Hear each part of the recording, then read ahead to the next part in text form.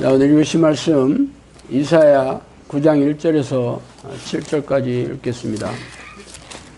이사야 9장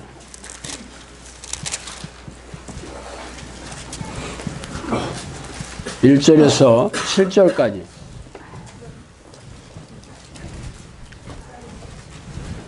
이사야 9장 1절에 7절 다 찾으셨으면 같이 한번 읽어보겠습니다. 전에 고통받던 자들에게는 흑암이 없으리로다. 옛적에는 여호와께서 스불론 땅과 납달리 땅이 멸시를 당하게 하셨더니 후에는 해변길과 요단 저편 이방의 갈릴리를 영화롭게 하셨느니라. 흑암에 행하던 백성이 큰 빛을 보고 사망의 그늘진 땅에 거주하던 자에게 빛이 비치도다. 주께서 이 나라를 창성하게 하시며 그 즐거움을 더하게 하셨으므로 추수하는 즐거움과 달침으로 나눌 때의 즐거움같이 그들이 주 앞에서 즐거워하노니 이는 그들이 무겁게 맨 멍에와 그들의 어깨의 채찍과 그 압제자의 막대기를 주께서 꺾으시되 미디안이 날과 같이 하셨음이니이다. 어지러이 싸우는 군인들의 피 묻은 겉옷이 불에 섭같이 살라지리니 이는 한 아기가 우리에게 낳고 한 아들을 우리에게 주신 바 되었는데 그의 어깨에는 정사를 메었고 그의 이름은 기묘자라 못사라 전능하신 하나님이라 영존하시는 아버지라 평강의 왕이라 할 것임이라. 그 정사와 평강의 더함이 무궁하며 또 다윗의 왕자와 그의 나라에 군림하여 그 나라를 굳게 세우고 지금 이후로 영원히 정의와 공의로 그것을 보존하실 것이라. 만군의 여호와의 열심히 이를 이루시리라. 아멘.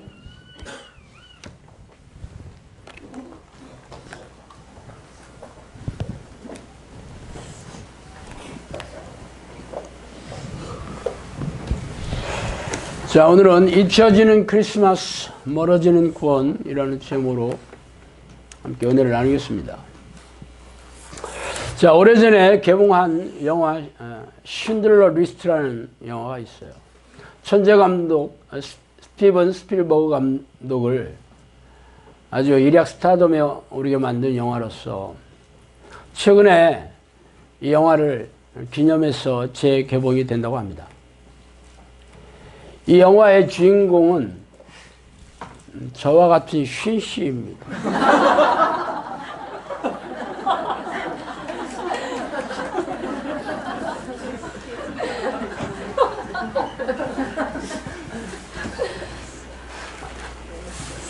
쉰 씨가 신들로만 있는 게 아니에요. 찰리 쉰, 그러니까 쉰 씨의 전부.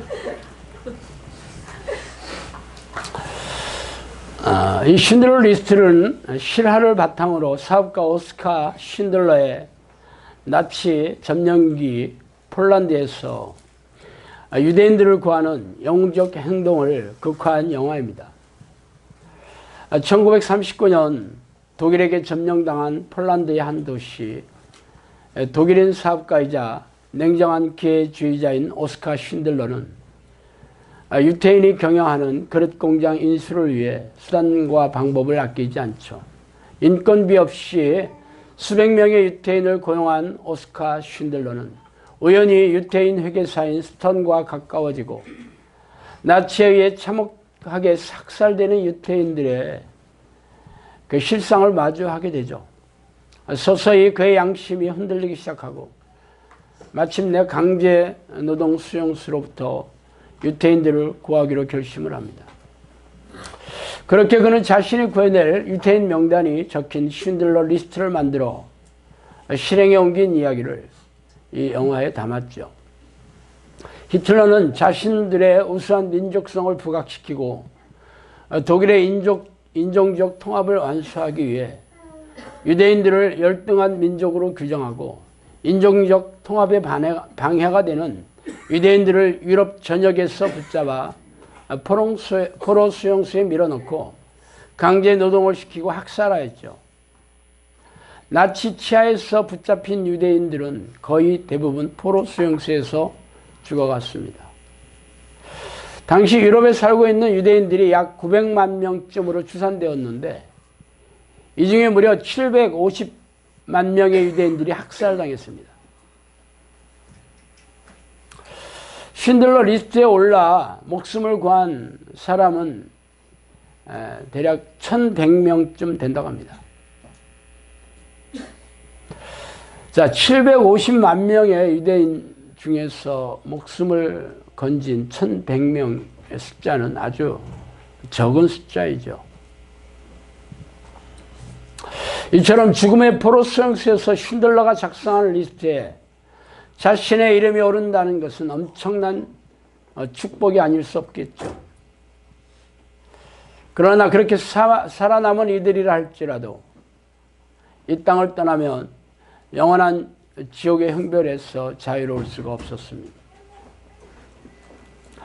거꾸로 설령 포로 수용소에서 죽음을 피하지 못했을지라도 영원한 천국에서 행복한 삶을 누리게 되었다면 끔찍한 포로 수용소에서의 죽음의 상처를 치유받았겠죠. 그래서 오늘 여러분이 피할 수 없는 참혹한 운명을 결정짓는 기묘한 사건을 소개하고 싶습니다. 엊그제 그 질성소에서 제가 하나님의 구원 계획에 대해 말씀드린 바가 있습니다. 그 얘기를 다시 하자면 하나님께서 세상을 지으시고 인류의 조상 아담을 지으시고 무척 기뻐하셨죠. 그래서 하나님은 아내인 하와를 만들어 주시고 에덴 동산에서 행복한 삶을 누리게 해주셨습니다. 그러나 아담은 피조물의 도리를 망각하고 하나님의 명령을 어김으로 에덴 동산에 쫓겨나서 땀을 흘려 가족을 부양하고 늙어서 병들어 죽는 숙명을 짊어져야 했습니다. 하나님의 명령을 어김으로써 아담의 후에 들인 사람들은 하나님이 싫어하는 생각과 성품, 말과 행동을 지칭하는 죄악을 좋아하고 추구하도록 본성이 변질되었습니다. 그 사건은 아시다시피 이미 하나님을 배반하여 징벌을 받고 쫓겨난 사탄이 하나님의 기쁨이 된 아담을 시기하고 질투하여 죄를 짓게 하여 지옥불에 던져지게 했던 것이죠. 사탄과 귀신의 숫자는 지구를 덮고 있을 만큼 엄청나게 많은데 이 아담의 후예들인 사람들에게 때를 지어 들어가 죄를 부추겨서 죄인이 되게 하는 일에 혈안이 되어 있죠. 원죄라고 불리는 변질된 본성을 지니고 있는 모든 아담의 후예들은 이 죄에서 벗어날 수 없는 운명이 되었습니다. 악한 영들은 사람들에게 죄를 짓게 하여 죄인으로 만들어 불행에 빠뜨려 고통을 주고 생명과 영혼을 노략질하는 것이죠. 그래서 모든 사람들은 고통스럽고 불행한 삶에서 벗어날 수 없게 되었어요. 하나님의 도우심과 보호하심이 닿지 않는 악한 영이 지배하는 어둠의 세계에서 귀신들의 지배를 당하며 살고 있기 때문이죠. 그래서 하나님은 자신의 피조물인 백성들이 울부짖으며 고통스러워하는 것을 가슴 아파하셨으며 인간을 지으신 것을 후회하시기도 하셨습니다. 그래서 아브라함의 약속을 기억하고 모세를 통해 애굽에서 종살이하던 이스라엘 백성을 구해내기도 하셨지만 속이는 데 선수인 미혹의 영인 귀신들은 이스라엘 백성들의 머리를 타고 앉아 마음과 생각에 자신들의 생각을 집어넣어 하나님을 향해 불평과 원망을 일삼고 모세를 대적하면서 죄악을 쌓아나갔죠. 그래서 200만 명에 가까운 무리들은 광야에서 죽어 지옥불에 던져졌으며 광야에서 태어나 가나안으로 입성한 이스라엘 백성들도 미혹의 영의 계략에 넘어가서 이방인과 결혼하고 이방신을 섬겨서 하나님의 진노를 쌓아나갔습니다. 하나님은 사사들을 통해 구원하려고 했었고 자신이 사랑하는 자녀를 왕으로 세워 통치하도록 하였으며 예언자들을 보내어 죄를 경고하고 하나님께 돌아오라고 간청하였지만 미혹영에 사로잡힌 백성들을 되돌리기에는 역부족이었죠.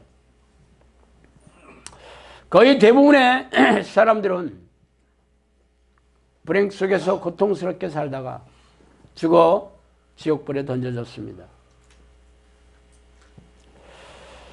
그래서 하나님께서는 이 문제를 직접 해결하시려고 치밀하게 준비하고 계셨죠.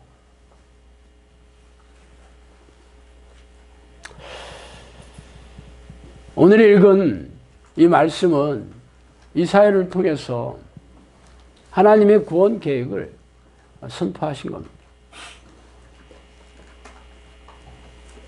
기이하게도 이사야의 입에서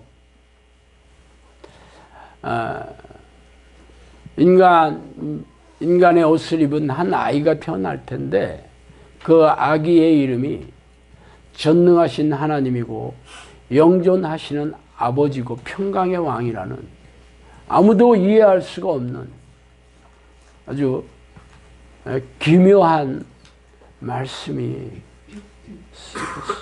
선포되었습니다. 하나님이 사람으로 태어난다는 거였죠. 그러나 아무도 이 말씀이 도대체 어떤 것을 의미하는지 이해하는 사람이 없었어요. 이해할 수도 없었고 상상할 수 없는 얘기였어요. 어떻게 전능하신 하나님이, 전지전능한 하나님이 아기로 태어난다는 거예요. 사람으로 태어난다는 거예요. 그뿐 아니죠. 우리가 잘 알고 있는 미가서 5장 2절에는 베들레헴 에브라다야 너는 유다 족속 중엔 작을지라도 이스라엘을 다스릴 자가 내게로 나올 것이라. 그의 근본은 상고에 영원에 있느니라.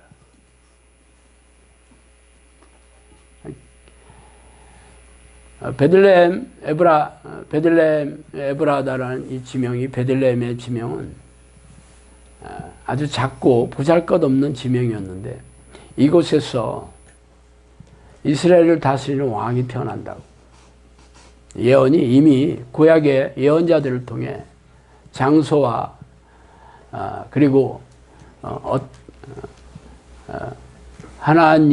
하나님께서 인간의 옷을 입고 나올 것을 오래전에 예언했습니다. 하나님은 이처럼 아담의 후손인 사람들이 사탄과 귀신의 압제하에 고통당하고 울부짖으면서 지옥불에 던져지는 것을 참아 볼 수가 없어서 이 문제를 완벽하게 해결할 수 있는 구원 계획을 세우시고 실행에 옮기시기로 작정하셨죠. 아담의 후손인 사람들은 태어날 때부터 죄성으로 변질되어 있기에 사람을 통해서 이 문제를 해결하는 것은 불가능했습니다. 그래서 죄가 없는 완벽하고 거룩한 하나님께서 직접 사람으로 이 땅에 태어나서 인류의 죄를 대신해서 죄값을 치러했죠. 여러분도 짐작하고 계시 그분은 바로 예수 그리스도십니다. 세상에 어떤 신이 사람으로 태어난다는 것은 상상할 수 없어요. 사람으로 태어난 것뿐만 아니라 사람의 죄를 대신해서 끔찍한 사형장에서 고통스럽게 죽어간다는 것은 더더욱 이해할 수가 없었어요. 전지전능한 하나님이 어떻게 그래야 됐을까? 그래서 세상의 모든 종교의 신의 경전에 이러한 이야기를 비슷하게도 쓸 수가 없습니다. 인간의 머리에서 나올 수가 없어요.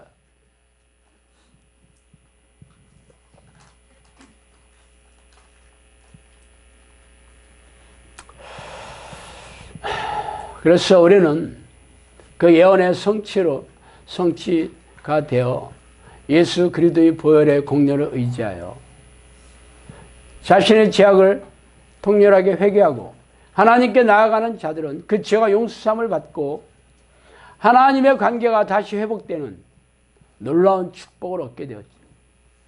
할렐루야.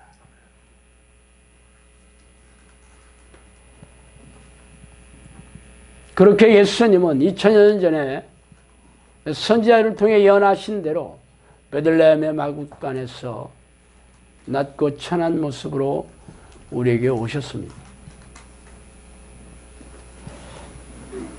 이사야에서 그 얘기를 좀 더 자세하게 얘기하고 있죠. 제가 읽어드릴게요. 우리가 전한 것을 누가 믿었느냐? 여호와의 팔이 누구에게 나타났느냐?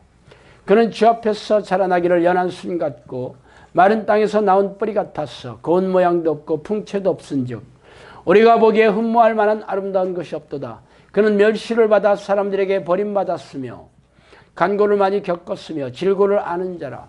마치 사람들이 그에게서 얼굴을 가리는 것 같이 멸시를 당하였고 우리도 그를 귀히 여기지 아니하였도다.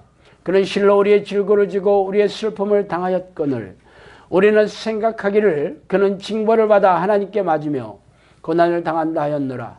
그가 찔림은 우리의 허물 때문이요 그가 상함은 우리의 죄악 때문이라.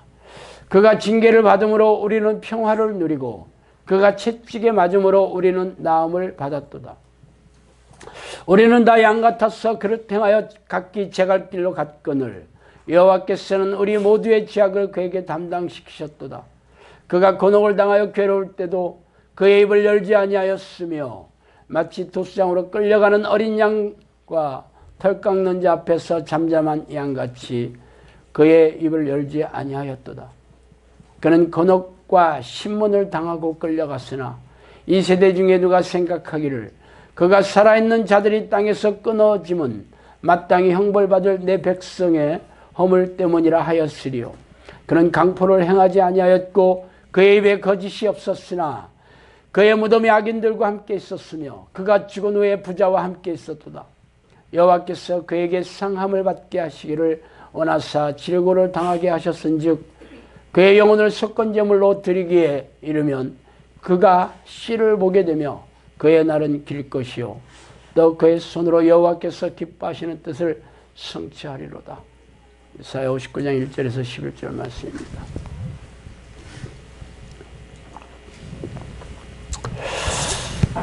이처럼 이사야 선지자가 예언한 대로 우리 예수님은 우리의 죄악을 대신하여 뼈가 드러나도록 채찍질을 당하시고 두 손과 발에 대못이 박히시고 십자가에 높이 달려서 근육이 찢어지고 뼈가 내려앉는 극심한 고통 속에 시달리다가 심지어는 창에 찔리신 채로 죽어가셨습니다. 그래서 우리 모두는 예수님의 극심한 고통과 죽음의 대가로 비로소 인류에게 피할 수 없는 죄악의 형벌에서 벗어날 수 있는 통로가 열렸죠. 그래서 여러분들이 예수 그리스도를 하나님이자 구세주로 믿고 고백하며 평생 신랑으로 모시고 섬기면서 그분의 명령과 뜻을 위해 살기로 결단하고 실행에 옮긴 사람들은 누구나 죄가 용서함을 받아 이 땅에서 천국을 경험하며 살다가 영원한 천국에서 살게 되는 축복을 누리게 되는 것입니다. 할렐루야.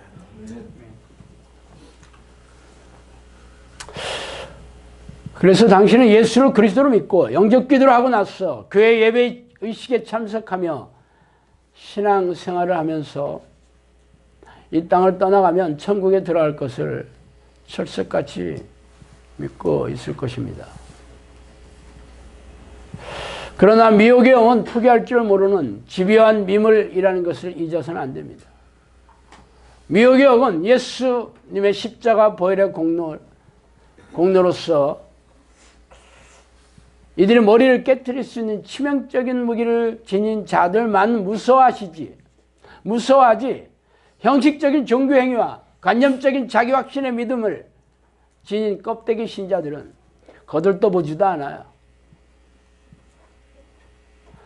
성령님께서 저한테 그랬어요. 귀신들은 사람을 무서워하지 않는다. 아무리 그가 말씀을 줄줄이 외우고 십자가 피를 뿌리고 예수 피를 소리 지른다고 해도 거들떠보지 무서워하지 않는데 다만 그 사람 안에 예수 그리스도의 보혈의 능력이 있는지만을 본다 그러더라. 그러면서 예수 그리스도의 그 이름이 새겨진 자들만을 두려워한다 라고 하셨어요. 예수님이 우리에게 오신 것은 십자가에 죽으셔서 보혈의 공로를 의지하여 죄의 용서함을 받고 죄와 싸워 이기는 자들에게 영원한 천국의 자격을 주시기 위함이죠. 그러나 관념적이고 사변적인 교리를 성경적인 믿음으로 착각하고 종교의식에 참석하고 희생적인 신앙행위를 하는 종교주의자들이 천국의 자격이 얻어지는 게 아니죠.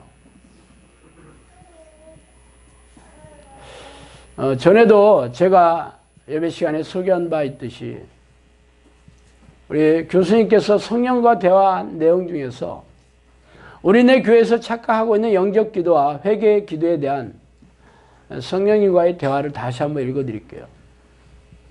교수님이 이렇게 얘기하셨어요. 진심으로 예수님을 구주로 영접할 때 한 번으로 완전한 제사를 드리신 주님께서 저의 과거의 죄, 현재의 죄, 미래의 죄까지 다 용서하신 것이 아닙니까? 최초 영접할 때 회개가 분명하였다면 설령 지금 죄짓고 회개 못한 것이 구원에 영향을 줄 수가 없는 것이 아십니까? 여기에 대한 성령님 답변은 사망사고가 절대 일어나지 않는 도로에 사망주의 표지판을 누가 세우느냐? 30cm 깊이의 도랑에 누가 익사주의 표지판을 세우느냐? 성경 말씀에 그토록 회개하지 않으면 구원받은 자라도 멸망할 것을 이야기하였고 생명책에서 이름이 지워질 것을 말하였는데 너희는 내가 절대로 일어나지 않는 일을 경고하고 있다고 만홀히 일컫느냐? 죄의 약속은 어떤 이들이 더디다고 생각하는 것이 더딘 것이 아니라 오직 주께서는 너희를 대하사 오래 참으사 아무도 멸망하지 아니하고 다 회개하게 이르기를 원하시느니라. 이 말씀을 받은 성도들은 이미 나를 믿고서 극심한 고난의 때를 인내하며 참고 있는 자들이다. 그런 그들이라도 항상 회개하며 깨어있지 않으면 멸망에 이를 수 있다. 작은 죄들을 용납하면서 점점 양심이 둔하여지는 자들은 참된 회개를 잊은 채로 구원받았다는 스스로의 확신에 안주하는 자들은 점점 양심이 화인 맞는다. 마귀는 구원받은 성도라도 삼키려고 돌아다니며 찾고 있다. 마귀의 전략은 작은 죄로부터 시작해서 점점 큰 죄로 이끌어가면서 회개하지 않게 하는 것이다. 자신도 모르는 사이에 위선 속에 빠져든다. 그리고 멸망할 것이다. 회개하라. 회개하라. 철저히 회개하라. 아담과 하와가 100가지 죄를 지어 사망이 들어온 것이 아니다. 단 하나의 불순종이 온 인류에게 사명을 가져왔다. 나를 믿는다고 하는 것은 지금까지 자신이 살아온 삶이 마귀의 종된 삶, 마귀와 결혼한 삶, 그 끝이 지옥의 불심판임을 깨닫는 것이며 이 죄악된 자를 구속하기 위하여 내가 십자가에 피 흘린 사실을 믿고 오직 이 피만 죄 씻음 받음을 믿고 철저히 회개하는 것이며 이제 마귀와의 혼인관계를 끊고 나의 신부가 되기로 결단하는 것이다.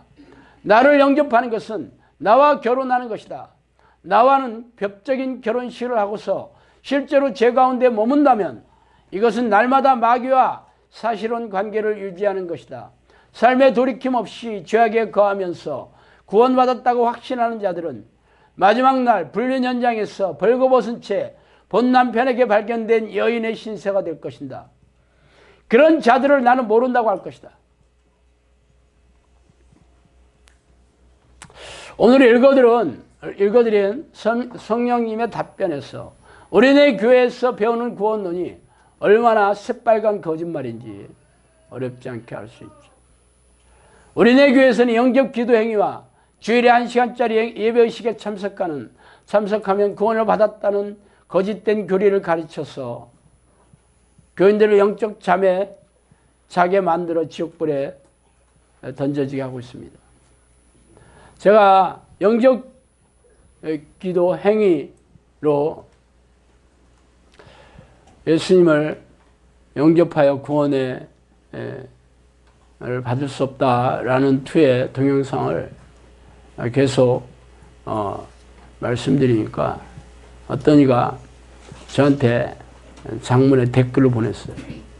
그러면서 영적 기도 행위도 나름대로 충분히 가치가 있고 또 진실하게 하면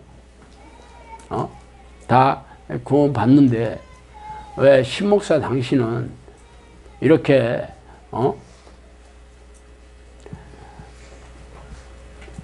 구원을 아주 좁게 만들어서 사람들을 불편하게 만들고 또 그동안 수많은 목회자들 또 수많은 전도자들의 행위를 폄훼하고 깎아내리느냐 막 이러면서 댓글을 보냈더라고요.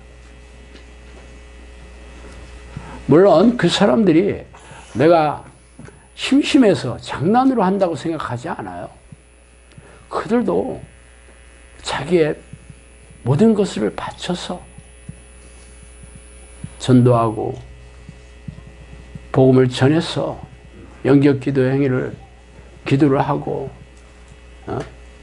뭐 그런 수고하는 걸 제가 모르지 않습니다. 제가 그런 사람들을 무조건 싸잡아서 가짜다 그렇게 얘기하는 게 아니에요. 영적 기도 행위하는 것 자체가 영접 받았다고 얘기하는 게 아니라는 거죠. 그 후에 예수님을 전인격적으로 받아들여서 지금처럼 예수님을 신랑으로 모시는 신부의 삶을 살아야지 구원이 확정된 것이다라고 얘기하는, 제가 그 얘기를 하는 거예요. 영적 기도 행위 자체를 할 필요 없다라고 얘기하는 게 아니에요. 그때부터 진짜 예수님을 신랑으로 영접하는 삶을 평생 동안 살아야 된다고 얘기하는 거예요. 그런데 우리네 교회에서는 영적 기도 행위를 하고 주일 성수를 하고 있으면 구원받았다고 얘기하고 있으니까 아무도 죄에 대해서 얘기할 생각도 없고 제 멋대로 살고 자기 욕심대로 살면서 천국 간다고 철석같이 믿고 있다니까.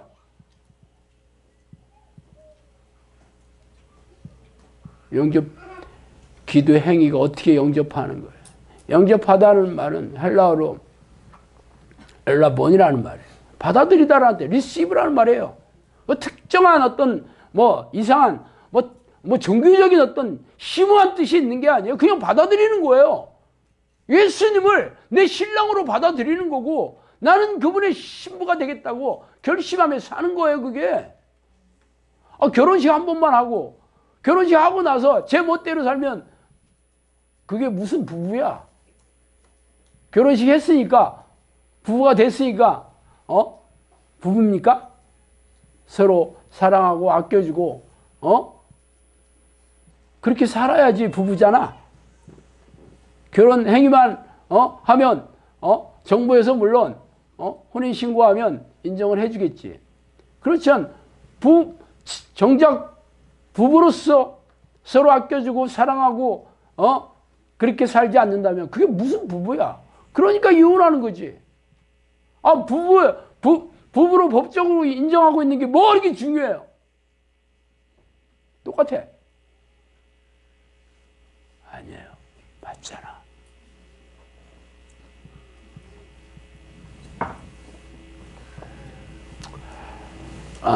제가 이렇게 매년 크리스마스 되면 설교를 하는데 대부분 크리스마스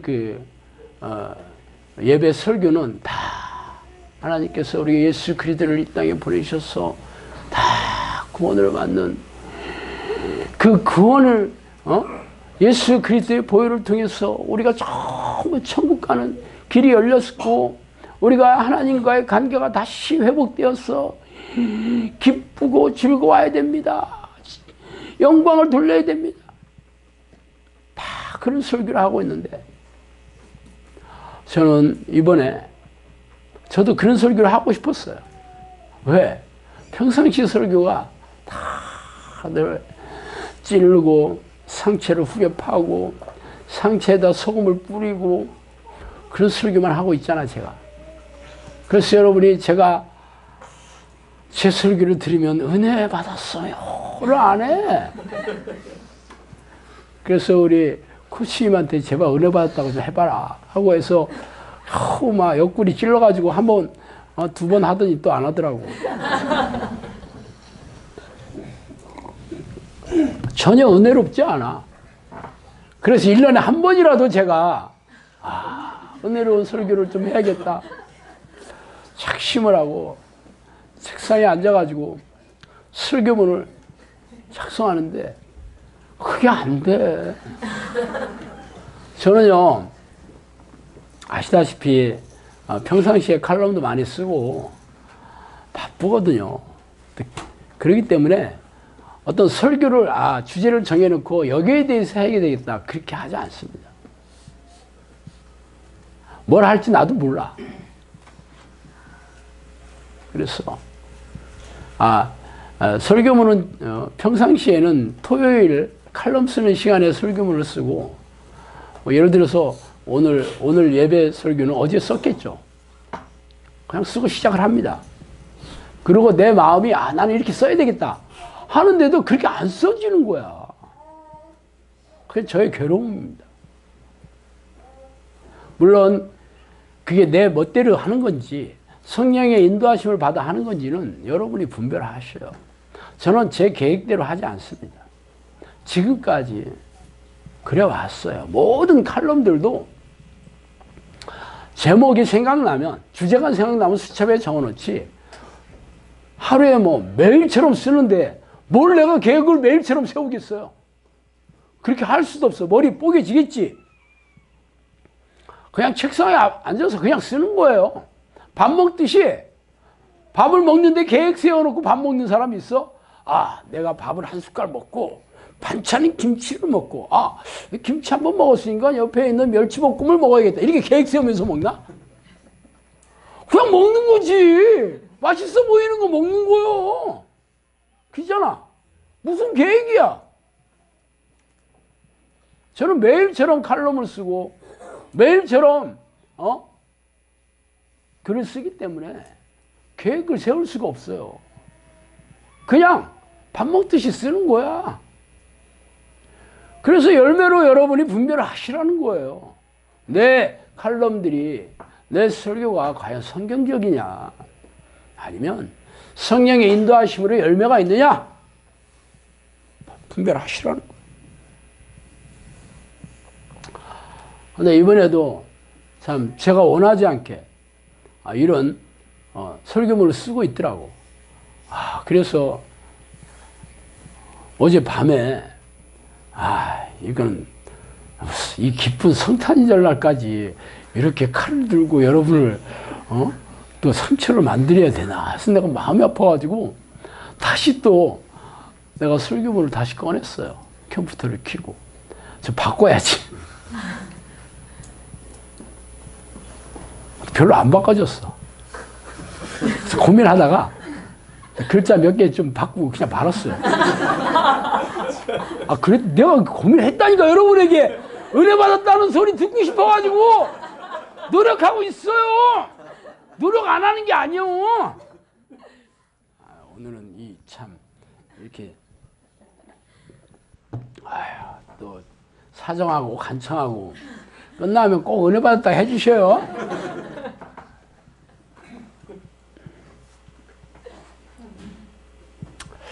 사실 세상 사람들도 말할 것도 없지만 크리스천들도 크리스마스 때 기쁨이 없습니다. 감동이 없어. 그냥 행사야. 목사들도 행사고 교인들도 행사야. 예수님 생일이라니까 그냥 넘어가기 수가 없잖아. 그러니까 칸타타도 하고 크리스마스 트리도 만들고 행사도 하고 선물도 나눠주고 그런 행사로 진짜 마음 깊은 곳에 내가 죽을 수밖에 없는 나를 하나님께서 살리시려고 자신의 맏아들 예수 그리스도를 십자가의 끔찍한 고통을 외면하시지 않고 나를 구하시려고. 나를 구하시려고. 그래서 내 마음이 뭉클해지고 내 마음이 아파오네. 그렇지 않다니까. 행사한다니까 그냥.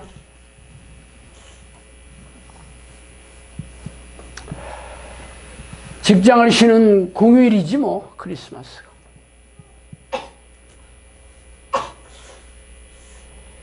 교회 앞마당에 그냥 크리스마스 트리가 서 있는 뭐 그런 시즌이지 뭐.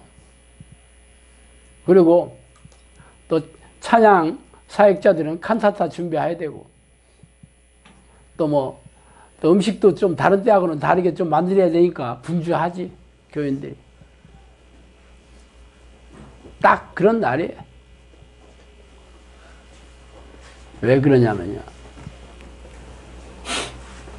사람들이 예수 그리스도의 보혈의 능력을 경험하지도 못하고 죄를 짓게 한 악한 영과의 전쟁에도 무지하고 날마다 켜켜이 죄악을 싸우면서 영적 잠에 빠져있기 때문입니다.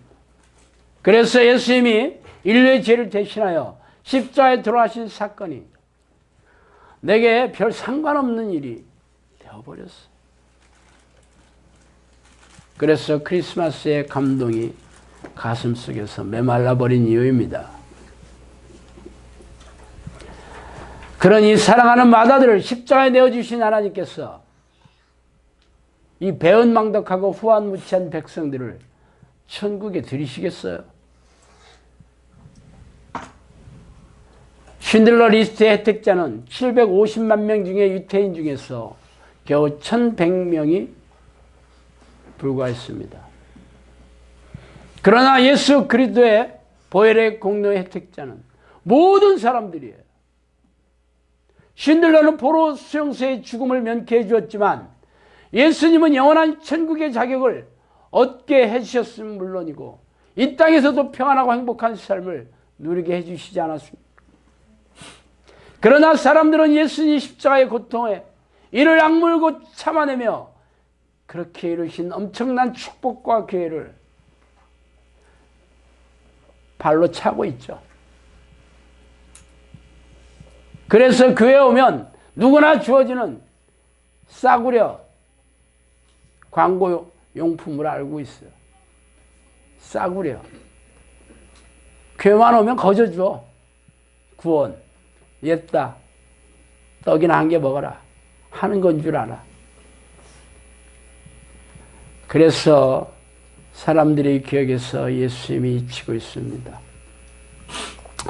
어떻게 얻은 구원의 기회인데 이 황금 같은 기회조차 쓰레기통에 버리고 있으니 땅을 치고 통곡할 일이죠. 그래서 우리 영상학교 식구들만은 이 크리스마스가 덕담이나 나누고 캐롤송이나 듣고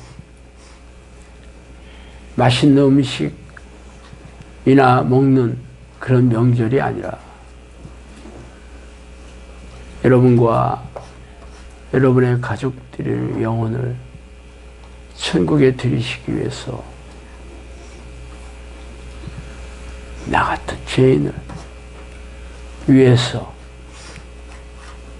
십자가에서 뼈가 빠지고 근육이 찢어지는 상상할 수 없는 고통을 참아내신 그 예수님을 생각하면 절대로 잊어서는 안 돼요.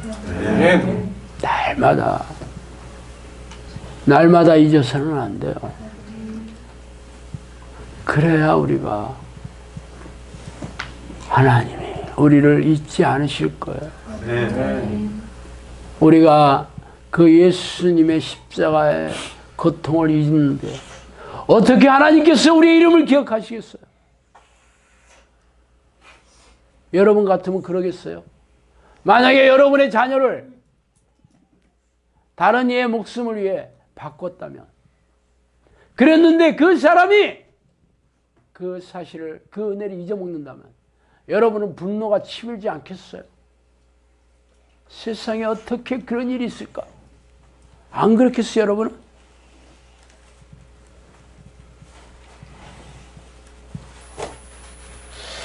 물론 쉬운 일은 아니죠. 내가 예수님 죽은 것도 본 적도 없고 2000여 년 전에 정치적인 누명을 쓰고 죽었다는 한 젊은이, 그게 왜 내가 날마다 가슴을 움켜잡고 아파해야 됩니까? 아파야 하는 척이라도 해야 됩니까? 나도 한때 그랬어요. 왜 그런지 모르겠더라고. 그래서 그래야 된다니까 그런 적이 있었어. 그런데 제가 하나님이 부르는 기도를 하면서 그게 아파지기 시작했어요. 그게 더 신기하더라고. 왜 내가 이걸 아파지는지 나도 잘 모르겠어. 그냥 감사하고 그냥 내 마음이 뭉클하고 그렇더라고. 왜 그랬는지 아세요? 내가 내 인생이 행복하고 평탄했다면 절대로 그렇지 않았겠죠. 내 인생이 고통스러웠으니까 그 고통에서 건져주신 예수님을 잊을 수가 없게 되더라고. 그래서 고난이 내게 유익이구나. 내가 고통스럽게 살지 않았다면 내가 하나님을 찾겠어. 내가 예수님의 은혜를 어떻게 내가 다시 기억할 수 있겠어. 그래서 내가 내 인생이 일찍 망가진 게 이게 은혜구나. 이게 축복이구나. 그런 생각이 되더라고요. 여러분도 영성학교 왔을 때 인생에 어려움이 없고 고통이 없었다면 여기까지 왜 오겠어요? 이 시골에까지 여러분이 왜 왔겠어? 여러분이 삶이 힘들고 어렵고 사는 게 같지 않으니까 혹시라고 기대감을 가지고 여기 왔잖아. 그렇지 않았으면 여러분이 이 기도를 했겠어요? 설령 이 기도를 했다 할지라도 예수님이 2000여 년 전에 우리의 죄를 대신해서 우리의 죄값을 치러주시지 않았다면 아무 일도 없었을 거야. 지금 불교에 있는 중들 보세요. 평생을 금욕하고 결혼도 안 하고 밤마다 산속에서 고기도 안 먹고 그러면서 극락왕생 하겠다고 그러고 있지만 그렇게 한다선 치더라도 그게 아무 효력이 없으니 얼마나 허망한 일이야. 참 불쌍하기 짝이 없지 않아요. 우리가 아무리 하나님을 날마다 애타도록 불렀지만 예수님께서 우리의 죄를 대신해서 이미 십자가에서 죄값을 치러주지 않았다면 우리의 행위는 다 물거품이고 헛수고예요. 예수님께서 이 땅에 오신 게 얼마나 놀라운 축복이에요. 얼마나 대단한 우리에게 행운이에요. 기적.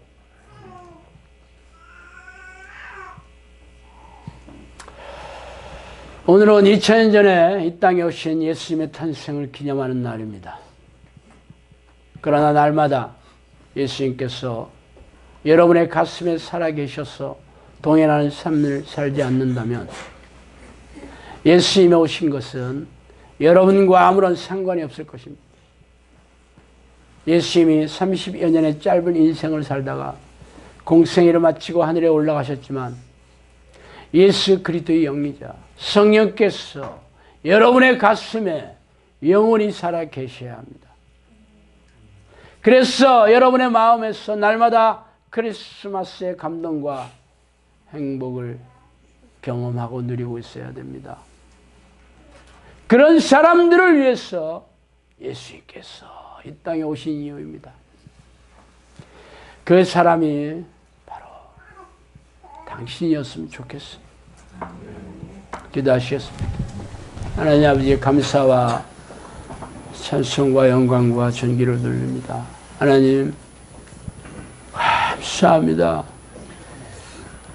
우리 예수님을 이 땅에 우리 인간의 몸으로 보내주셔서 십자가에 그 말할 수 없는 고통에 내어주심으로 우리의 죄가 용서함을 받을 수 있는 길을 열어주셨고 영원한 천국에서 살게 되는 놀라운 축복의 혜택을 받게 해주시니 감사합니다. 우리가 이 은혜를, 이 축복을 절대 놓치지 않도록 저희들을 붙잡아 주시옵소서. 날마다 우리의 가슴 속에 날마다 크리스마스가 되도록 저희들을 붙들어 주시옵소서. 예수 그리스도 이름으로 기도합니다.